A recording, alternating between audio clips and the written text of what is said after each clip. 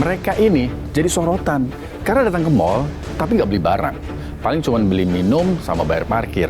Kalau orang yang datang ke toko itu pasti kan lihat terus kayak bisa dapetin hal yang dia mau terus dibeli gitu.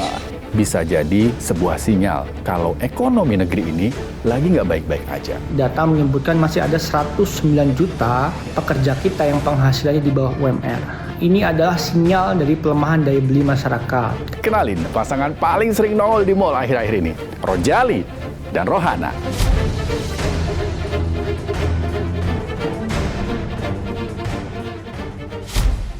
Akhir-akhir ini ada pasangan yang jadi obrolan publik. Mereka ini sering banget nongol di mall, di plaza, tapi mereka bukan artis, bukan juga selebritis, selebgram apalagi. Pasangan Crazy Rich? Bukan. Mereka ini udah beneran jadi sepasang sejoli. Kompak jalan bareng, muter-muter toko, tapi isi dompetnya cuma kuat buat bayar parkir dan beli es teh 2 sedotan. Kenalin pasangan paling sering nongol di mall akhir-akhir ini, Rojali dan Rohana.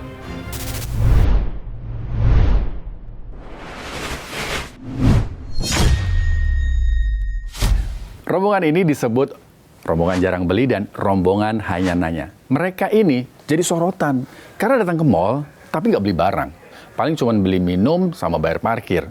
Nah pertanyaannya, emang ada yang salah? Emang ada kewajiban kalau ke mall harus belanja, beli baju, beli sepatu, barang elektronik atau lainnya? Sebagai penjual ya kita berharapnya sih kalau orang yang datang ke toko itu pasti kan lihat terus kayak bisa dapetin hal yang dia mau terus dibeli gitu. Seperti pedagang lainnya ya kita pengennya omsetnya tetap terus meningkat seperti itu. Tapi kan kondisi ekonomi di kita juga lagi naik turun nih Mbak. Oke, sekarang kita kupas siapa sih sebenarnya Rojali dan Rohana ini. Nah, mereka ini bisa jadi orang-orang yang sangat selektif untuk beli barang. Dengan situasi ekonomi yang seperti saat ini baiknya harus benar-benar punya pertimbangan kalau mau beli sesuatu. PHK masif terjadi di mana-mana. Belum lagi pengangguran, belum juga gaji yang stagnan. Sementara harga barang terus naik. Ada lagi potongan pajak dan lain-lainnya. Bayar BPJS, bayar listrik, pulsa telepon. Ini semua pengeluaran rutin yang terus naik angkanya. Makanya ketika ada orang mau beli barang, itu harus mikir bukan 2 kali lagi, tapi mikirnya 4-5 kali lagi. Ya wajar. Sementara dengan situasi ekonomi yang sulit, sebagian orang masih perlu healing.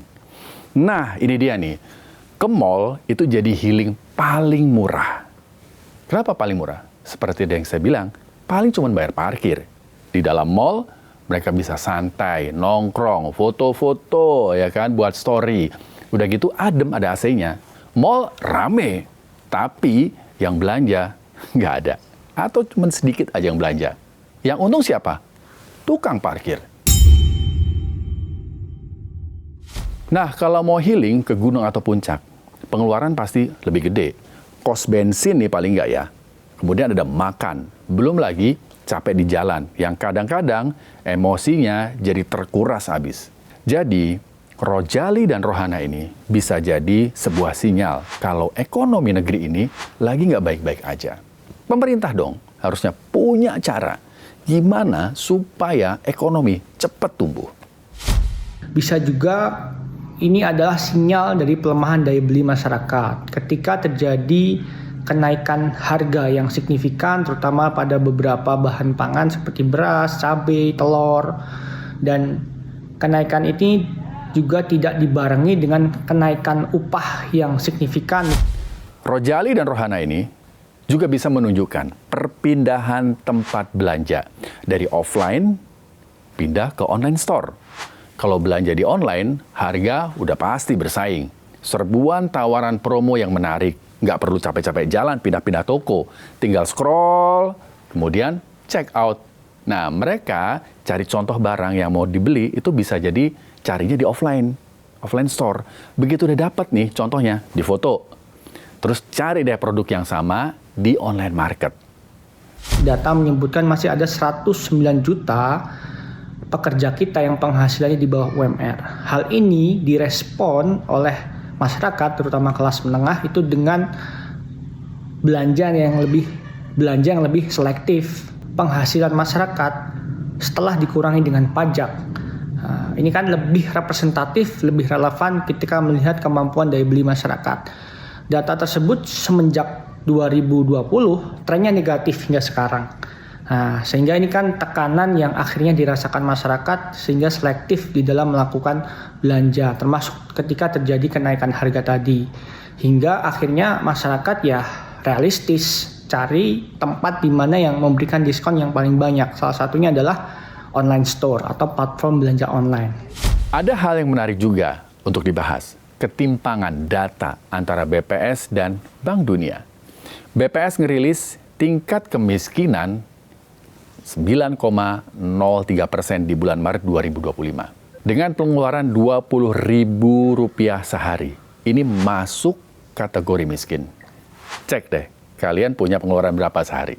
Sementara itu, versi Bank Dunia, jumlah orang miskin di Indonesia itu sekitar 171 juta jiwa. Perbedaan angka ini memperlihatkan kalau angka kemiskinan bisa jadi berubah. Itu tergantung siapa yang mengukur dan bagaimana cara mengukurnya.